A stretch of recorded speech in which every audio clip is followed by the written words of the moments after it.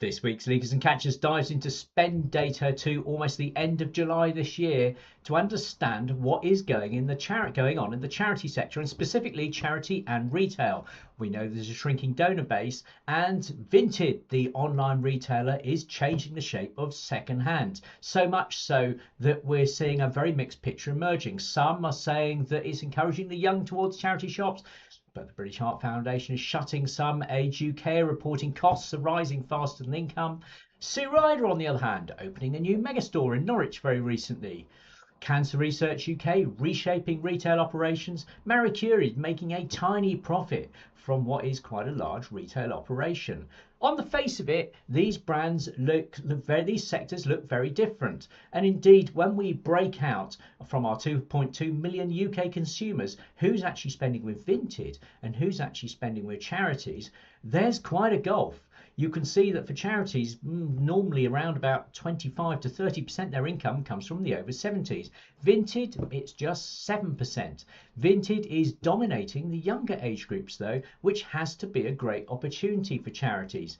The only charity that's on the platform in a major way at the moment, Oxfam. So let's have a look at the numbers. Looking at major charities with retail chains, it's pretty apparent that Vinted is having a huge impact with their customer base. Indeed, about 40% of people who've donated to charity have also spent with Vinted in the last 180 days.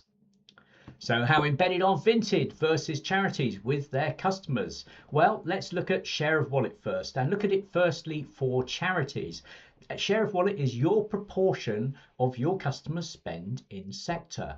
And from our 2.2 million people spend over the last 180 days, we can see that Age UK take 36% of their donations to the charity sector. British Heart Foundation, 46%. Let's look at Marie Curie, 36%. Oxfam, 37%. Sue Ryder, 38%. Now we know this includes retail as well, and we can split that out and we can talk about that later, but even so, quite respectable. In comparison, Vintage share of their customers' wallets, a whopping 48%. £48 out of every 100 they spend on clothes is going to Vinted. To put this in context, Next, the massive retailer, only takes £49 of spend. And in fact, when we look at unique market positioning and the number of customers, we see that Vinted is third in terms of UK number of customers and second in terms of clothing spend take. So they are huge.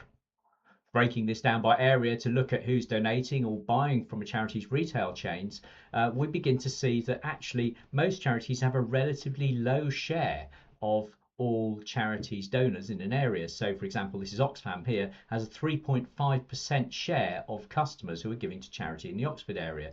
Age UK, if we look at that here, and I probably shouldn't have clicked this because it's going to be a massive file to click through, you can see it's even lower. However, when we click over to Vinted, what's apparent is how embedded Vinted is in comparison with charities in an area. So when we're looking at the total number of people who buy from clothing chains and who buy from Vinted, we're looking at 30% in Oxford who bought from Vinted, comparing that with just a few percent who bought from Oxfam.